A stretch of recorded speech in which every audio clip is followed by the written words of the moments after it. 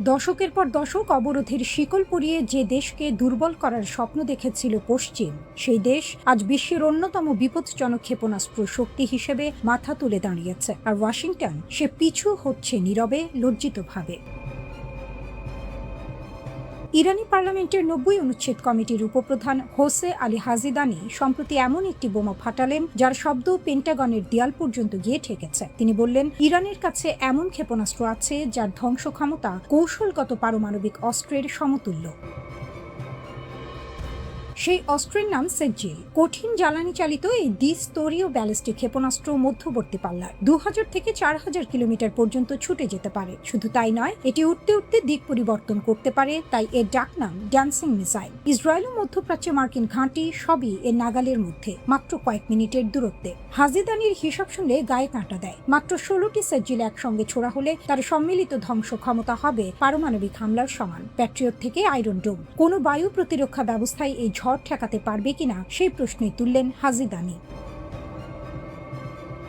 কিন্তু সেজ্জিলই শেষ কথা নয়। হাজিদানি পর্দা সরালেন আরেকটি রহস্যময় অস্ত্রের রাস্তা। 14 মিটার দীর্ঘ, 27 টন ওজনের এই দানব বহন করে দুটি ওয়ারহেড, একটি কৌশলগত পারমাণবিক হামলার জন্য, আরেকটি ইলেকট্রোম্যাগনেটিক পালস বা ইএমপি তৈরির জন্য, যা 80 বর্গ কিলোমিটার এলাকার বিদ্যুৎ গ্রিড, যোগাযোগ ব্যবস্থা ও বিমান প্রতিরক্ষা মুহূর্তের মধ্যে অচল করে দিতে পারে। কোনো বিস্ফোরণ নেই, কোনো আগুন নেই, শুধু নীরব অন্ধকার। আধুনিক সভ্যতার ইলেকট্রনিক মেরুদণ্ড ভেঙে পড়বে নিঃশব্দে। হাজিদানি জানালেন, রাস্তাক এখনো সঠিক সময়ের অপেক্ষায় আছে, অর্থাৎ ইরানের হাতে এখনো তাস আছে যা সে খেলেনি। এখানেই শেষ নয়, ইরানের কাছে আছে এমন ক্ষেপণাস্ত্র যা উঠতে উঠতে বিভক্ত হয়ে যায়। একটি থেকে জন্ম নেয় 80টি পৃথক বোমা বা ওয়ারহেড। গণিতটা সহজ কিন্তু মারাত্মক। মাত্র 10টি এরকম ক্ষেপণাস্ত্র একসঙ্গে ছুটলে 800টি বোমা ঝরে পড়বে একটি মাত্র সমন্বিত হামলায়। মার্কিন বায়ু প্রতিরক্ষার পক্ষে এই বৃষ্টি ঠেকানো সমুদ্রে বালির বাঁধ দেওয়ার মতোই। হাজিদানি সরাসরি চ্যালেঞ্জ ছুড়ে দিলেন, প্যাট্রিয়টকে এটা থামাতে পারবে?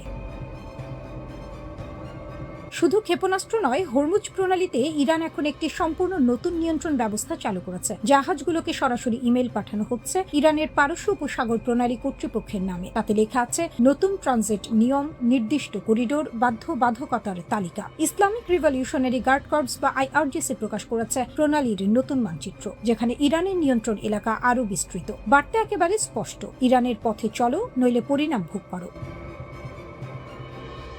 বিশ্বের মোট তেল বাণিজ্যের 1/4 এই সরু গলা দিয়ে যায়। সেই গলায় এখন ইরানের হাত। প্রজেক্ট ফ্রিডম, কি চমৎকার নাম, কিন্তু নামে কি আসে যায়। ট্রাম্প ট্রুথ সোশ্যালে পোস্ট করলেন অপারেশন বন্ধের ঘোষণা, কারণ হিসেবে দেখালেন পাকিস্তান সহ অন্যান্য দেশের অনুরোধ। বললেন, ইরানের সঙ্গে চুক্তির দিকে বড় অগ্রগতি হয়েছে, কিন্তু বাস্তবে ইরানের অবরোধ সম্পূর্ণ অক্ষুণ্ণ। হরমুজ ইরানের মুঠোয়।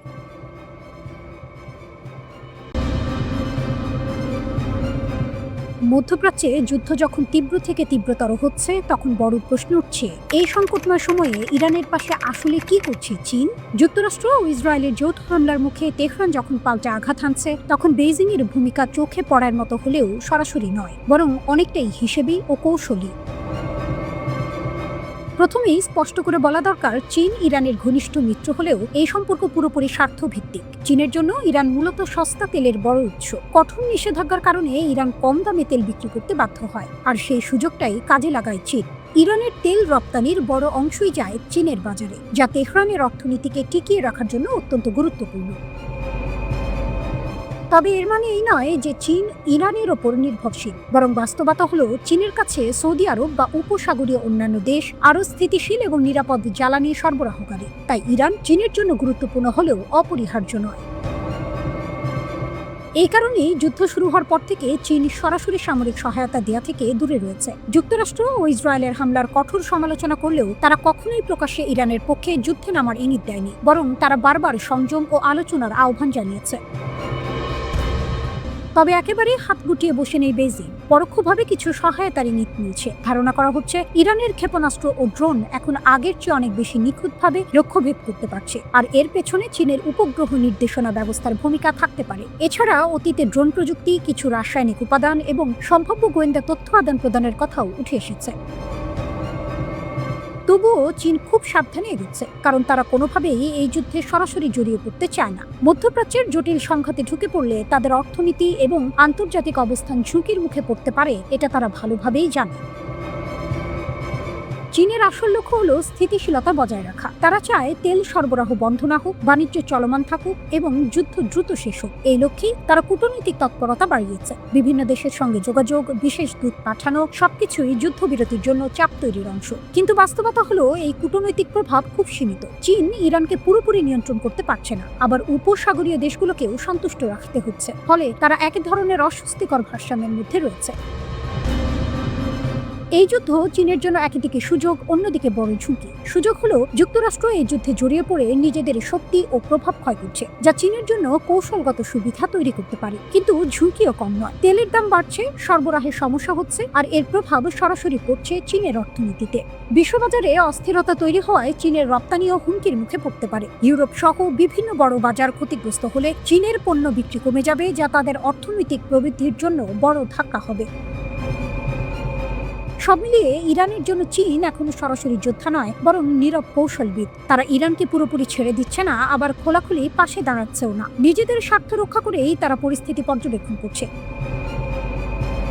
এই অবস্থায় সবচেয়ে গুরুত্বপূর্ণ প্রশ্ন, যদি যুদ্ধ আরো বিস্তৃত হয় তখন কি চীন তাদের অবস্থান বদলাবে, নাকি শেষ পর্যন্ত তারা কেবল দূর থেকে খেলা দেখেই যাবে? আপাতত উত্তর স্পষ্ট নয়, তবে এটা নিশ্চিত চীন প্রতিটি পদক্ষেপ নিচ্ছে ঠান্ডা মাথায়, হিসেব কষে, নিজেদের লাভ ক্ষতি বিচার করে। হিজবুল্লাহ এবং ইরানের সমন্বিত ও বিধ্বংসী হামলায় ইসরায়েলের বিভিন্ন শহর এখন কার্যত রণক্ষেত্রে পরিণত হয়েছে। বিশেষ করে ইসরায়েলের উত্তরাঞ্চলীয় গুরুত্বপূর্ণ শহর হাইফাকে লক্ষ্য করে হিজবুল্লাহর সরাসরি হামলা এই সংঘাতকে এক নতুন ও বিপজ্জনক মাত্রায় নিয়ে গেছে। হাইফার তেল শোধনাগার ও নৌঘাঁটিতে আঘাত। প্রতিবেদনে জানা গেছে, হিজবুল্লাহ হাইফার একটি গুরুত্বপূর্ণ নৌঘাঁটি লক্ষ্য করে একই ঝাঁক উন্নত ক্ষেপণাস্ত্র নিক্ষেপ করেছে। এই হামলার পরপরই হাইফার বিশালাকার তেল শোধনাগারে ভয়াবহ অগ্নিকাণ্ড ঘটে। শোধনাগারের পরিকাঠামো এবং ইসরায়েলের অন্যতম প্রধান জ্বালানি কোম্পানি বাজান গ্রুপের একটি স্থাপনা সরাসরি ক্ষতিগ্রস্ত হয়েছে। সিসিটিভি ফুটেজে দেখা গেছে, ইরানি প্রতিশোধমূলক ক্ষেপণাস্ত্রগুলো সরাসরি শহরের গুরুত্বপূর্ণ অবকাঠামোতে আঘাত হানছে। যদিও ইসরায়েলি ফায়ার সার্ভিস দ্রুত আগুন নিয়ন্ত্রণে আনার দাবি করেছে, তবে এই হামলা ইসরায়েলের জ্বালানি নিরাপত্তার উপর বড় ধরনের আঘাত হিসেবে দেখা হচ্ছে। একই যোগে বহুমুখী হামলা শুধু হাইফা নয়, যুদ্ধের পরিধি এখন ইসরায়েলের গভীরে ছড়িয়ে পড়েছে। দক্ষিণ ইসরায়েলের দিমোনা, তেল আবিব এবং বীরশেবা এলাকাগুলোকেও লক্ষ্যবস্তু করা হয়েছে। মাত্র 30 মিনিটের ব্যবধানে ইরান 3টি পৃথক ক্ষেপণাস্ত্র বহর নিক্ষেপ করে। বীরশেবার একটি শিল্পাঞ্চলে ক্ষেপণাস্ত্র আঘাত হানার পর সেখানে বিষাক্ত রাসায়নিক লিকের আশঙ্কা দেখা দিয়েছে। এছাড়া একটি কীটনাশক ট্যাঙ্কে আগুন লেগে আকাশ কালো ধোঁয়ায় ঢেকে যায়, যা পরিবেশগত বিপর্যয়ের ঝুঁকি তৈরি করেছে। উত্তরাঞ্চলীয় সীমান্তে রক্তক্ষয়ী সংঘর্ষ। লেবানন সীমান্ত এখন বিশ্বের অন্যতম উদ্বায়ী যুদ্ধক্ষেত্রে পরিণত হয়েছে। হিজবুল্লাহ এন্টার ট্যাঙ্ক ক্ষেপণাস্ত্র এবং ড্রোন হামলায় ইসরায়েলি বাহিনীর ব্যাপক ক্ষয়ক্ষতি হয়েছে। আইডিএফ নিশ্চিত করেছে যে হিজবুল্লাহর হামলায় একজন ইসরায়েলি সেনা নিহত এবং বেশ কয়েকজন কর্মকর্তা গুরুতর আহত হয়েছে। হিজবুল্লাহ ড্রোন ও গাইডেড মিসাইলগুলো ইসরায়েলি সাজোয়া ইউনিট এবং সেনাদের অবস্থানের ওপর নিখুঁতভাবে আঘাত হানছে। ইরানি সংবাদ মাধ্যম দাবি করেছে যে সংঘাত শুরু হওয়ার পর থেকে হিজবুল্লাহ অন্তত 114টি ইসরায়েলি ট্যাঙ্ক ধ্বংস করেছে। যদিও ইসরায়েলি সামরিক বাহিনী এই দাবিকে অতিরঞ্জিত বলে প্রত্যাখ্যান করেছে, তবে মাঠ পর্যায়ের চিত্র বলছে হিজবুল্লাহর হামলার সক্ষমতা এবং রণকৌশল আগের চেয়ে অনেক বেশি উন্নত ও বিধ্বংসী হয়ে উঠেছে। আঞ্চলিক যুদ্ধের পদক্ষেপ। এই হামলার ব্যাপকতা এবং সমন্বয় ইঙ্গিত দিচ্ছে যে ইরান এবং তার মিত্ররা ইসরায়েলের বিরুদ্ধে একযোগে একাধিক ফ্রন্ট খুলে দিয়েছে। একদিকে উত্তর দিক থেকে হিজবুল্লাহর রকেট ও ড্রোন হামলা, অন্যদিকে সরাসরি ইরান থেকে আসা দূরপাল্লার ক্ষেপণাস্ত্র। সব মিলিয়ে ইসরায়েলি প্রতিরক্ষা ব্যবস্থা এখন চরম চাপের মুখে। ইসরায়েলের গ্যালিলি, টাইবেরিয়াস এবং নেতানিয়া জুড়ে অনবরত সাইরেন বেজে চলেছে, যা সাধারণ মানুষকে বাংকারে আশ্রয় নিতে বাধ্য করছে। ইরানের ইসলামিক রিভলিউশনারি গার্ড IRGC পরিষ্কারভাবে জানিয়েছে, এই হামলাগুলো তাদের ভূখণ্ডে এবং অঞ্চলে ইসরায়েলি ও মার্কিন সামরিক তৎপরতার জবাব। ইসরায়েলও বসেনি, তারা ইরানের দক্ষিণ পার্স প্রাকৃতিক গ্যাস ক্ষেত্রে পাল্টা হামলা চালিয়ে পরিস্থিতিকে আরও জটিল করে তুলেছে।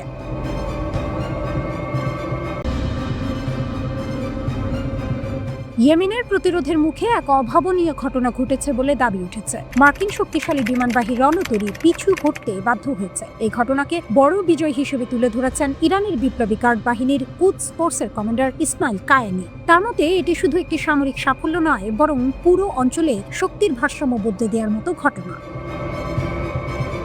ইয়েমেনের প্রতিরোধ যোদ্ধাদের উদ্দেশ্যে পাঠানো বার্তায় তিনি বলেন, তাদের সময় উপযোগী ও কৌশলী পদক্ষেপ পশ্চিম এশিয়ায় প্রতিরোধ শক্তিকে আরো দৃঢ় করেছে। এই চাপের মুখেই মার্কিন রণতরী USS জেরাল্ড ফোর্ড অপমানজনকভাবে সরে যেতে বাধ্য হয়েছে বলে দাবি করেন তিনি।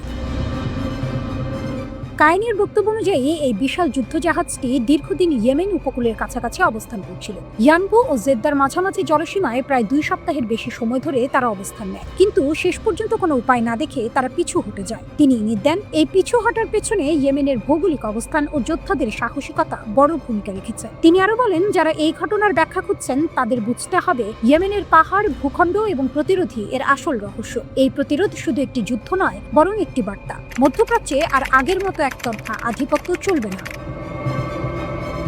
এদিকে ফিলিস্তিনের গাজায় ইসরায়েলের হামলার বিরুদ্ধেও কঠোর অবস্থান নিয়েছে ইয়েমেন। গাজার মানুষের পাশে দাঁড়ানোর জন্য ইয়েমেনি জনগণের প্রশংসা করেন কায়েনি। তিনি বলেন, এটি শুধু মানবিক দায়িত্ব নয়, বরং পুরো অঞ্চলে ইসরায়েল ও যুক্তরাষ্ট্রের প্রভাবকে চ্যালেঞ্জ করার একটি বড় পদক্ষেপ।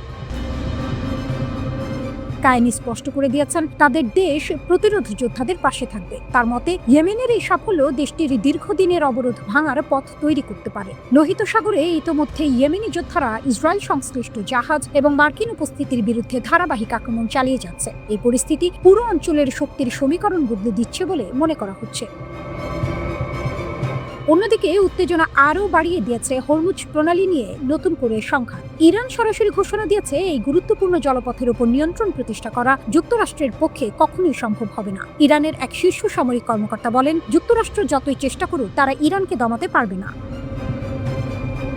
তিনি হুঁশিয়ারি দিয়ে বলেন, তথ্যযুদ্ধ, অস্ত্রের প্রদর্শন বা চাপ সৃষ্টি কোনো কিছুর মাধ্যমে ইরানকে নত করা যাবে না, বরং হরমুজ প্রণালী দখলের স্বপ্ন চিরতরে ভুলে যেতে হবে। ইরানের দাবি, তারা ইতিহাসে কখনো কোনো শত্রুর কাছে মাথা নত করেনি, ভবিষ্যতেও করবে না। নিজেদের সার্বভৌমত্ব ও কৌশলগত অঞ্চল রক্ষায় তারা সর্বোচ্চ শক্তি প্রয়োগ করবে।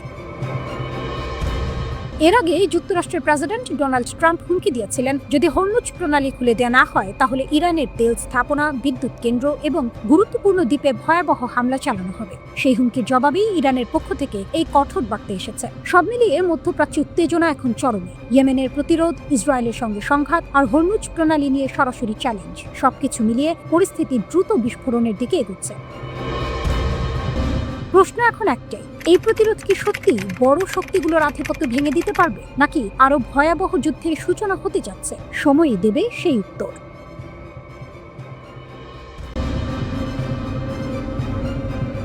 মধ্যপ্রাচ্যের যুদ্ধ হঠাৎ করেই এক নতুন ভয়ঙ্কর মোড়ে ঢুকে পড়ছে। এতদিন পরোক্ষভাবে যুক্ত থাকা দেশগুলো এখন সরাসরি যুদ্ধে নামার প্রস্তুতি নিচ্ছে। আর এই উত্তপ্ত পরিস্থিতিতে সবচেয়ে বড় চমক, সংযুক্ত আরব আমিরাত এখন যুক্তরাষ্ট্র ও ইসরায়েলের পাশে দাঁড়িয়ে সরাসরি সামরিক পদক্ষেপ নিতে পারে। এই সিদ্ধান্ত যদি বাস্তবে রূপ নেয় তাহলে পুরো অঞ্চলই আরো বড় সংঘাতে জড়িয়ে পড়বে। সবকিছুর কেন্দ্রবিন্দু এখন হরমুজ প্রণালী, বিশ্বের অন্যতম গুরুত্বপূর্ণ তেল পরিবহন পথ। এই সরু জলপথ দিয়ে বিশ্বের প্রায় 20% তেল পরিবাহিত হয়, কিন্তু বর্তমানে ইরান কার্যত এই পথ নিয়ন্ত্রণে নিয়ে ফেলেছে, যার ফলে বিশ্ববাজারে তেলের সরবরাহ ভয়াবহভাবে ব্যাহত হচ্ছে।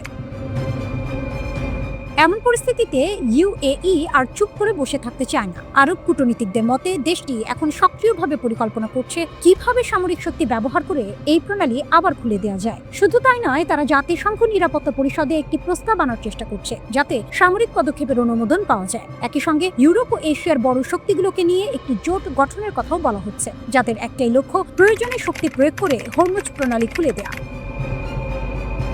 ইতোমধ্যে ইউএই সামরিক বিকল্পগুলো খতিয়ে দেখছে। এর মধ্যে রয়েছে সমুদ্রে পেতে রাখা মাইন পরিষ্কার করা, নৌবাহিনীর সহায়তা দেয়া, এমনকি সরাসরি যুদ্ধে অংশ নেওয়া। এমনকি ইরানের নিয়ন্ত্রণে থাকা বিতর্কিত দ্বীপ আবু মুসার মতো কৌশলগত জায়গাগুলো লক্ষ্যবস্তু হতে পারে বলেও আলোচনা চলছে। এটি ইউএই এর জন্য একটি বড় পরিবর্তন। এতদিন তারা ইরানের সঙ্গে অর্থনৈতিক ও কূটনৈতিক সম্পর্ক বজায় রেখে এক ধরনের ভারসাম্য নীতি অনুসরণ করত। বিশেষ করে দুবাই ছিল ইরানের সঙ্গে ব্যবসার একটি বড় কেন্দ্র, কিন্তু এখন সেই ভারসাম্য ভেঙে পড়ছে। বিশ্লেষকরা বলছেন, কারণটা স্পষ্ট, যুদ্ধ এখন ইউএই এর দরজায় এসে পৌঁছেছে। ইরান গত কয়েকদিনে ডজন ডজন ক্ষেপণাস্ত্র ও ড্রোন হামলা চালিয়েছে আমিরাতের উপর। পুরো সংঘাত জুড়ে প্রায় 2500টির মতো প্রজেক্টাইল নিক্ষেপ করা হয়েছে বলে জানা গেছে। ইরান সরাসরি হুঁশিয়ারি দিয়েছে, যদি ইউএই যুক্তরাষ্ট্র ও ইসরায়েলের সঙ্গে যুদ্ধে জড়ায় তাহলে তাদের উপর আরো ভয়াবহ হামলা চালানো হবে। এদিকে উপসাগরীয় অন্যান্য দেশ যেমন সৌদি আরব ও বাহরাইনও ধীরে ধীরে ইরানের বিপক্ষে অবস্থান নিচ্ছে। বাহরাইন ইতোমধ্যে জাতিসংঘের প্রস্তাবকে সমর্থন জানিয়েছে, তবে তারা এখনো সরাসরি সেনা পাঠানোর সিদ্ধান্ত নেয়নি। এই অবস্থায় ইউএই যদি প্রথম দেশ হিসেবে সরাসরি যুদ্ধে নামে, তাহলে তা পুরো অঞ্চলের জন্য এক বিস্ফোরক পরিস্থিতি তৈরি করবে। অন্যদিকে যুক্তরাষ্ট্রের অবস্থান কিছুটা দ্বিধাগ্রস্ত। প্রেসিডেন্ট ডোনাল্ড ট্রাম্প একদিকে যুদ্ধ শেষ করার ইঙ্গিত দিচ্ছেন, অন্যদিকে নতুন করে সেনা মোতায়েন করছেন। তিনি নাকি বলেছেন হরমুজ প্রণালী পুরোপুরি খোলা না হলেও যুদ্ধ শেষ করতে রাজি আছেন। এটি একটি বড় কৌশলগত পরিবর্তন, কারণ এতদিন এই প্রণালী খোলা রাখা ছিল যুক্তরাষ্ট্রের অন্যতম প্রধান লক্ষ্য। তবে ট্রাম্প মনে করছেন জোর করে এই পথ খুলতে গেলে যুদ্ধ আরো দীর্ঘায়িত হবে। তাই তিনি এখন ইরানের নৌবাহিনী দুর্বল করা, ক্ষেপণাস্ত্র সক্ষমতা কমানো এবং পরে কূটনৈতিক চাপ তৈরি করার পরিকল্পনায় এগোচ্ছেন।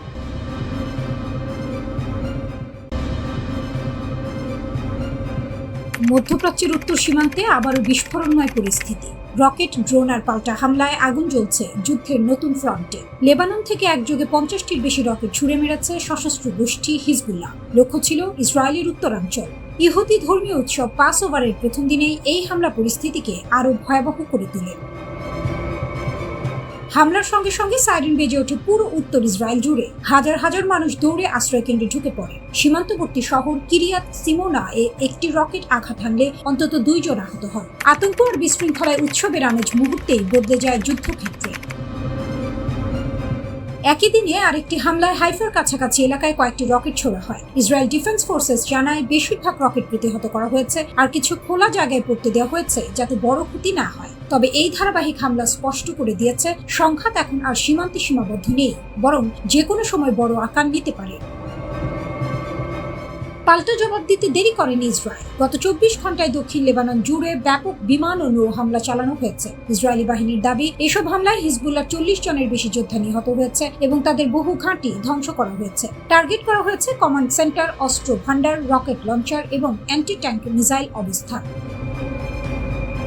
শুধু আকাশ নয়, সমুদ্র থেকেও হামলা চালিয়েছে ইসরায়েলি নৌবাহিনী। একই সঙ্গে স্থল অভিযানও জোরদার করা হয়েছে। গ্যালিলি ডিভিশন শত্রুদের একটি দল শনাক্ত করে ধ্বংস করেছে, আর অন্য ইউনিটগুলো মোটর সাইকেলে থাকা সশস্ত্র যোদ্ধাদের উপর আঘাত হেনে কয়েকজনকে হত্যা করেছে। একাধিক স্থানে অস্ত্র ও অবকাঠামো ধ্বংসের খবর পাওয়া গেছে। তবে যুদ্ধের মাশুলও দিচ্ছে ইসরায়েল। সাম্প্রতিক লড়াইয়ে অন্তত 4 জন সেনা নিহত হয়েছেন। নিহতদের মধ্যে রয়েছেন ক্যাপ্টেন নোয়া মাদমনি, সার্জেন্ট বেন কোহেন, সার্জেন্ট লিরন বেনজিয়ন এবং সার্জেন্ট ম্যাক্সিম অ্যান্টিস। আহত হয়েছেন আরো অনেক সৈন্য। একদিনেই প্রায় 48 জন সেনা আহত হওয়ার তথ্য দিয়েছে সামরিক বাহিনী।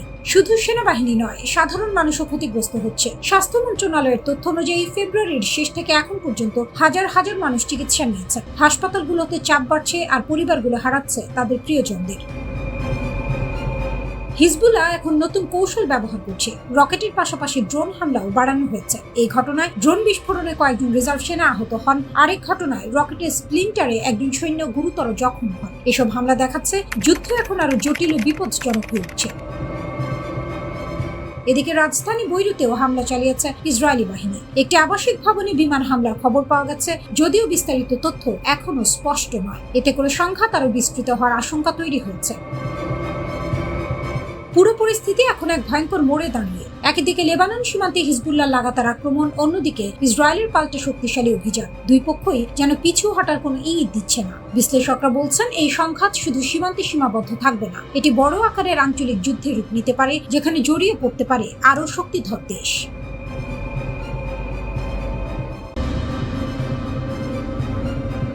একটি রহস্যময় ভিডিও সামাজিক মাধ্যমে ছড়িয়ে পড়া সেই ভিডিও যাচাই করা হয়নি, তবুও তুমুল আলোড়ন। প্রশ্ন একটাই, ইরানের আকাশে কি সত্যি মৃত্যুর খুব কাছে চলে গিয়েছিল যুক্তরাষ্ট্রের যুদ্ধ বিমান? ভিডিওটিতে দেখা যাচ্ছে মাটি থেকে ছোড়া একটি ক্ষেপণাস্ত্র দ্রুতগতিতে ছুটে যাচ্ছে আকাশের দিকে। লক্ষ্য একটি মার্কিন নৌবাহিনীর F-18 সুপার হর্নেট যুদ্ধ বিমান। মুহূর্তটা যেন সিনেমার দৃশ্য। ক্ষেপণাস্ত্রটি এতটাই কাছে পৌঁছায় যে মনে হয় আর 1 সেকেন্ড হলেই শেষ। কিন্তু ঠিক সেই মুহূর্তেই ঘটে নাটকীয় মোড়। বিমানটি উড়ে যায় সামনে, বেঁচে যায়। ইরানের দাবি ক্ষেপণাস্ত্রটি লক্ষ্যবস্তুর খুব কাছেই বিস্ফোরিত হয়েছিল, কিন্তু তবুও বিমানটি আকাশে উঠতে থাকে। অর্থাৎ হয় সেটি আঘাত পায়নি, না হয় বড় কোনো ক্ষতি এড়িয়ে গেছে। এখন পর্যন্ত কোনো নিশ্চিত তথ্য নেই। বিমানটি ভূপাতিত হয়েছে, পাইলট বেরিয়ে গেছে, এমন কোনো প্রমাণও নেই। অন্যদিকে যুক্তরাষ্ট্র একেবারে পরিষ্কার ভাষায় এই দাবি অস্বীকার করেছে। তাদের সেন্ট্রাল কমান্ড জানিয়েছে, ইরান যে বলছে তাদের নতুন আকাশ প্রতিরক্ষা ব্যবস্থা দিয়ে একটি F-18 ভূপাতিত করা হয়েছে তা পুরোপুরি মিথ্যা। কোনো মার্কিন যুদ্ধবিমানই ভূপাতিত হয়নি। কিন্তু এখানেই শেষ নয়, প্রশ্ন আরো বড় হয়ে উঠছে। কয়েকদিন আগেই কি সত্যি একটি F-35 যুদ্ধ বিমান ভূপাতিত হয়েছিল? যে বিমানকে আকাশে আঘাত করা প্রায় অসম্ভব বলে মনে করা হয়, সেই দাবিও ঘুরছে বাতাসে, কিন্তু প্রমাণ এখনো অধরা। ইরানের ইসলামিক রিভলিউশনারি গার্ড কর্পস আরও একই ধাপ এগিয়ে দাবি করেছে, চাবাহার অঞ্চলের আকাশে আঘাত হানার পর একটি মার্কিন F-18 যুদ্ধ বিমান ভারত মহাসাগরে বিধ্বস্ত হয়েছে। কিন্তু এখানেও একই চিত্র, কোনো স্বাধীন সূত্র এই দাবি নিশ্চিত করেনি, আর যুক্তরাষ্ট্র এখনো এ বিষয়ে সরাসরি কোনো প্রতিক্রিয়া দেয়নি। বাস্তবতা হলো, এই সংঘাতে যুক্তরাষ্ট্র কিছু ক্ষতিও স্বীকার করেছে। কুয়েতের আকাশ প্রতিরক্ষা ভুল করে 3টি যুদ্ধ বিমান ভূপাতিত করেছিল, যাকে বলা হয়েছে বন্ধুসুলভ গুলি। এছাড়া ইরানের আকাশে একাধিক উন্নত ড্রোন হারিয়েছে যুক্তরাষ্ট্র।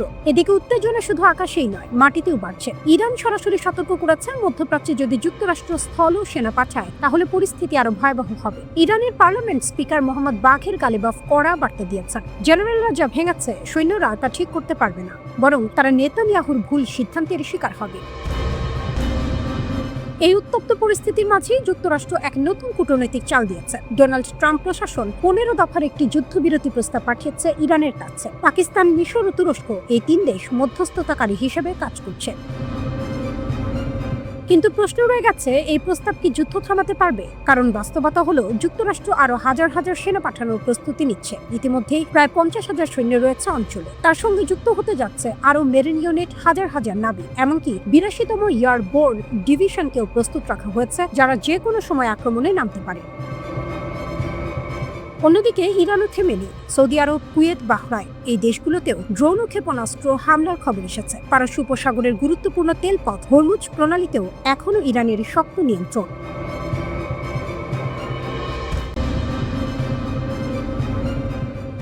জার্মানির অভিযোগ, ইরানকে হামলার লক্ষ্য ঠিক করতে সাহায্য করছে রাশিয়া।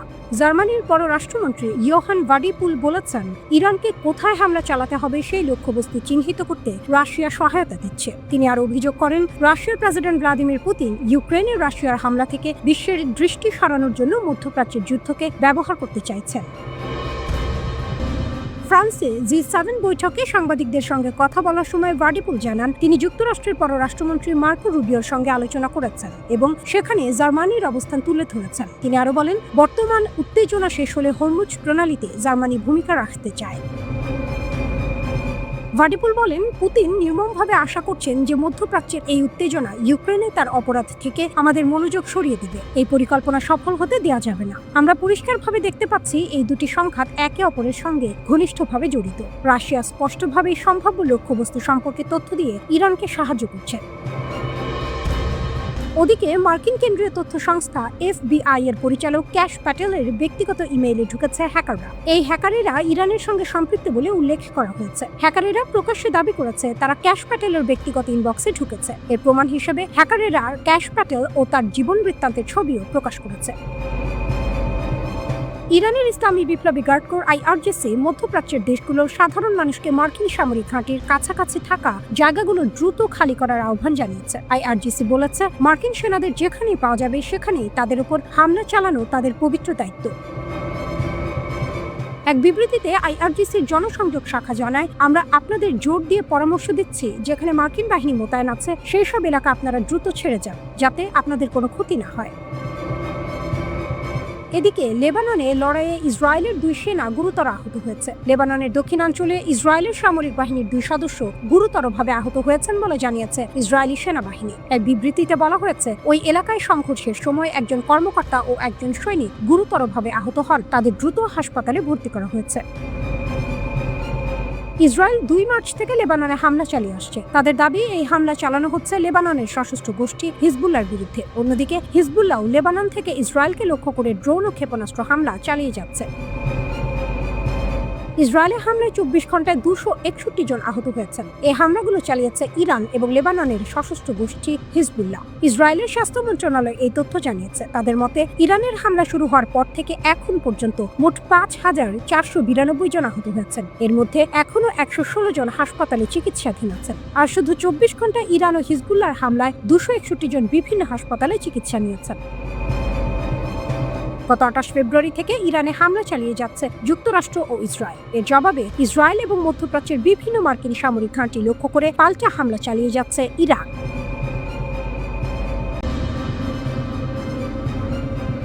এবার শঙ্কা আরো বড়, স্থলযুদ্ধের। মার্কিন প্রেসিডেন্ট ডোনাল্ড ট্রাম্প এমন এক পরিকল্পনার দিকে এগোচ্ছেন যা বাস্তবায়ন হলে পুরো অঞ্চল কেঁপে উঠতে পারে।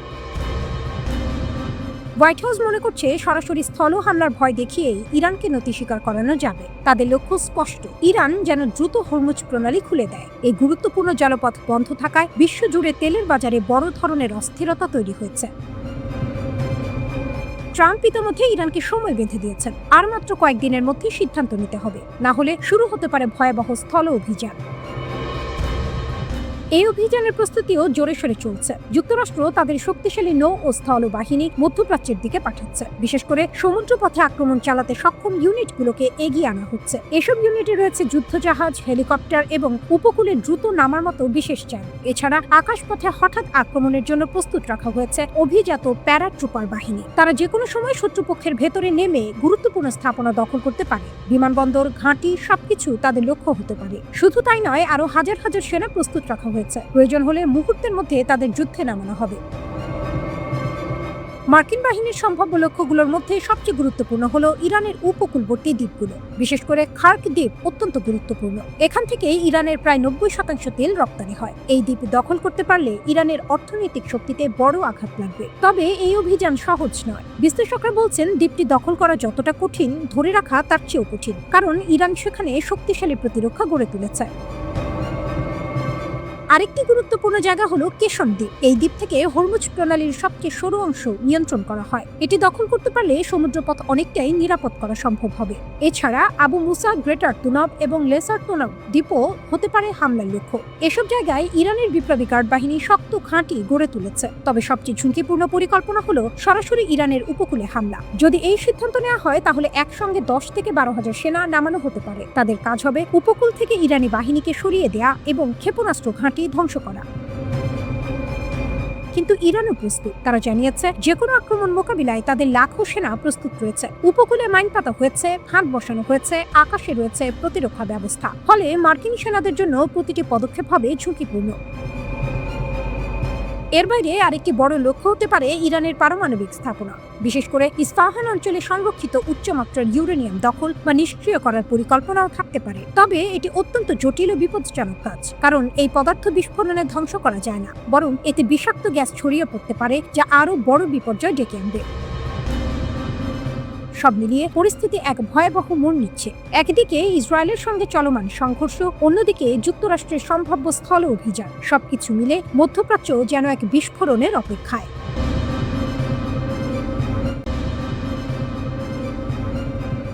28 ফেব্রুয়ারি যুক্তরাষ্ট্র ও ইসরায়েল যুদ্ধ শুরু করার পর থেকেই তেহরান অপেক্ষা করেনি। দ্রুতই তারা ড্রোন ও ক্ষেপণাস্ত্র ছুড়ে দেয় ইসরায়েলের দিকে। কিন্তু এখানেই থেমে থাকেনি। ইরান বুঝিয়ে দিয়েছে, যুদ্ধ যদি হয় তবে তা শুধু এক দেশের সীমায় আটকে থাকবে না। তাই উপসাগরীয় অঞ্চলে থাকা মার্কিন ঘাঁটিগুলোকেও টার্গেট করা হয়। গত এক মাসে সৌদি আরব, সংযুক্ত আরব আমিরাত, বাহরাইন, জর্ডান ও কুয়েতে থাকা মার্কিন ঘাঁটিতে একের পর এক হামলা চালিয়েছে ইরান। এসব হামলায় রাডার সিস্টেম, থার্ড ক্ষেপণাস্ত্র প্রতিরক্ষা ব্যবস্থা এবং MQ-9 রিপার ড্রোন ক্ষতিগ্রস্ত বা ধ্বংস হয়েছে বলে বিভিন্ন প্রতিবেদনে উঠে এসেছে। কাতারের আল উদেইদ ঘাঁটিও আঘাতের বাইরে থাকেনি। তবে সবচেয়ে আলোচিত হামলাটি আসে সৌদি আরবের প্রিন্স সুলতান বিমান ঘাঁটিতে। রিয়াদের কাছাকাছি এই ঘাঁটিতে মার্কিন বাহিনীও কাজ করে। প্রতিবেদনে বলা হয়েছে, ইরানের ক্ষেপণাস্ত্র ও ড্রোন হামলায় KC-135 রিফুয়েলিং বিমান ক্ষতিগ্রস্ত হয়েছে। আরও গুরুত্বপূর্ণ, একটি E-3 সেন্ট্রি এওয়াক্স বিমানও আঘাত পেয়েছে। এওয়াক্স এই একটি বিমানই যুদ্ধক্ষেত্র চোখ। শত শত কিলোমিটার দূর থেকে এটি ড্রোন, ক্ষেপণাস্ত্র ও যুদ্ধ বিমান শনাক্ত করতে পারে। সহজ ভাষায় এটি আকাশে থাকা এক বিশাল রাডার। এই বিমান ক্ষতিগ্রস্ত হওয়া মানে পুরো যুদ্ধক্ষেত্রে অন্ধকার নেমে আসা। ইরানের সামরিক মুখপাত্র ইব্রাহিম জুলফাঘারি দাবি করেছেন এই হামলায় একটি রিফুয়েলিং বিমান ধ্বংস হয়েছে এবং আরো 3টি অচল হয়ে গেছে। স্যাটেলাইট ছবিতেও ক্ষয়ক্ষতির কিছু চিত্র দেখা গেছে বলে জানানো হয়েছে, যদিও যুক্তরাষ্ট্র বা সৌদি আরব এখনও আনুষ্ঠানিকভাবে এসব তথ্য নিশ্চিত করেনি। তবুও সাবেক মার্কিন সামরিক কর্মকর্তারা বলছেন এটি বড় ধাক্কা, কারণ অ্যাওয়াক্স না থাকলে আকাশে কি ঘটছে তা বোঝা কঠিন হয়ে পড়ে। যুদ্ধের নিয়ন্ত্রণ ও সমন্বয়েও বড় সমস্যা তৈরি হয়। এটাই ইরানের কৌশল, সরাসরি শক্তির লড়াই নয়, বরং প্রতিপক্ষের চোখ অন্ধ করে দেয়া। ড্রোনের ঝাঁক, ক্ষেপণাস্ত্রের বৃষ্টি, সব মিলিয়ে এক অসম যুদ্ধ, যেখানে লক্ষ্য হলো যুক্তরাষ্ট্রের আকাশ শক্তিকে দুর্বল করা। এই 1 মাসে আরো যা ঘটেছে তাও কম নাটকীয় নয়। যুক্তরাষ্ট্র তাদের অন্তত 12টি MQ-9 রিপার ড্রোন হারিয়েছে বলে জানা গেছে। ইরান দাবি করেছে তারা একটি F-35 স্টেলথ বিমানেও আঘাত এনেছে, যদিও যুক্তরাষ্ট্র তা অস্বীকার করেছে। এছাড়াও থার্ড ক্ষেপণাস্ত্র প্রতিরক্ষা ব্যবস্থা রাডারেও আঘাত হানা হয়েছে। এসব হামলায় প্রায় $800 মিলিয়ন ক্ষতি হয়েছে বলে ধারণা করা হচ্ছে। অন্যদিকে যুদ্ধের খরচও বাড়ছে দ্রুত। যুক্তরাষ্ট্র ও ইসরায়েল তাদের টমাহক ক্ষেপণাস্ত্র ও প্রতিরক্ষা ক্ষেপণাস্ত্র দ্রুত ব্যবহার করে ফেলছে। রিপোর্টে বলা হয়েছে এখন এসব অস্ত্রের মজুদ উদ্বেগজনকভাবে কমে গেছে। এদিকে নতুন আশঙ্কাও দেখা দিচ্ছে স্থলযুদ্ধের। মার্কিন প্রতিরক্ষা দপ্তর নাকি ইরানের খার্গ দ্বীপ সহ গুরুত্বপূর্ণ উপকূলীয় এলাকায় সীমিত স্থল অভিযান চালানোর প্রস্তুতি নিচ্ছে। এই দ্বীপ থেকেই ইরান তাদের প্রায় 90% তেল রপ্তানি করে, তাই এখানে হামলা হলে তা হবে এক বিশাল লাল রেখা অতিক্রম করা। 1 মাসের এই যুদ্ধে এখন পর্যন্ত অন্তত 13 জন মার্কিন সেনা নিহত হয়েছে, আহত হয়েছে প্রায় 200 জন। অন্যদিকে ইরানি নিহতের সংখ্যা 1900 ছাড়িয়েছে, আহত 18,000-এর বেশি।